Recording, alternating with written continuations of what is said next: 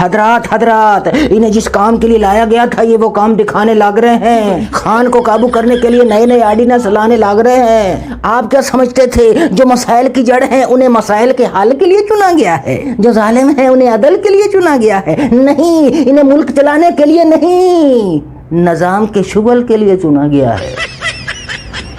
اور نظام کی سرکس کے یہ جوکر اپنا شغل دکھانے لگے ہیں. نظام کے غلام یہ حکمران نظام کے تمام کام کر رہے ہیں اور عوام کا کام تمام کر رہے ہیں.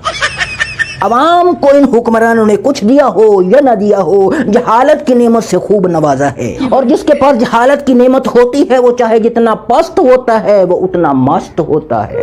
اور عوام مست ہیں. یہی وجہ ہے کہ ان کے حصے میں وطن عزیز کے سارے وسائل ہیں اور عوام کے حصے میں سارے مسائل ہیں. سجنوں بیلیوں متروں سہیلیوں، عوام کا تو پتہ نہیں مگر ملک ریاض نے اپنا سب کچھ داؤ پہ لگا دیا ہے.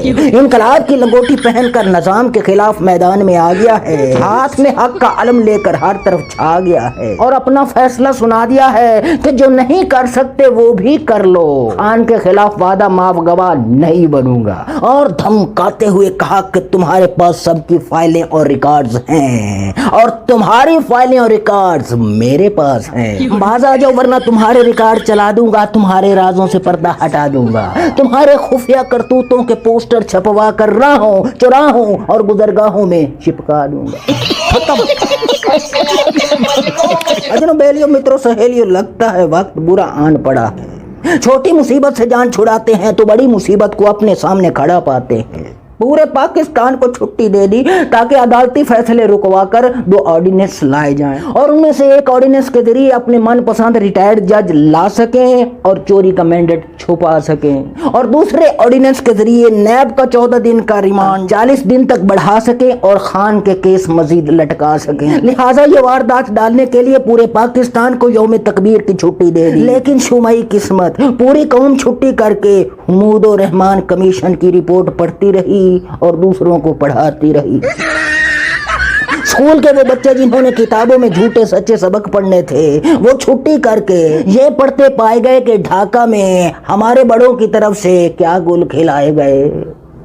وقت برا چل رہا ہے مگر نظام کے یہ غلام اس برے وقت کو اچھا بنانے کے لیے ایڑی چوٹی کا زور لگا رہے ہیں اور اس کا صلہ بھی انہیں مل رہا ہے. یہ غلامی کا ہی صلہ ہے کہ یوم تکبیر پر چھپے اشتہاروں میں محسن پاکستان کی جگہ ان چوروں ڈاکوں اشتہاریوں فراریوں مفروروں بھگوڑوں کی تصویریں چھپی ہیں.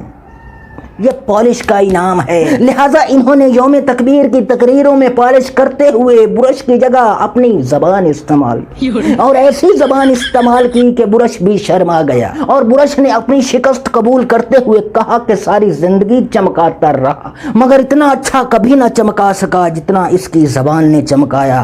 سجنوں بیلیوں متروں سہیلیوں، قیدی نمبر 804 نے انہیں ایسا دیوار سے لگایا ہے کہ یہ سٹیا گئے ہیں، سٹ پٹا گئے ہیں، انہیں ذہنی مریض بنا دیا. اٹھتے بیٹھتے ہوئے، سوتے جاگتے ہوئے، آتے جاتے ہوئے اور چمکاتے ہوئے ہر وقت خان ان کے اعصاب پر سوار رہتا ہے. یہی وجہ ہے کہ خان کے خلاف یہ نظام کی غلامی میں آخری سطح پر جا چکے ہیں. سجنوں بیلیوں متروں سہیلیوں، جس طرح بچے انگوٹھا چوستے ہیں، نظام کے یہ بچے جمہور انگوٹھا نہیں بلکہ نظام کی گود میں بیٹھ کر عوام کا خون چوستے ہیں اور نظام نے انہیں کھلی چھوٹ دے رکھی ہے.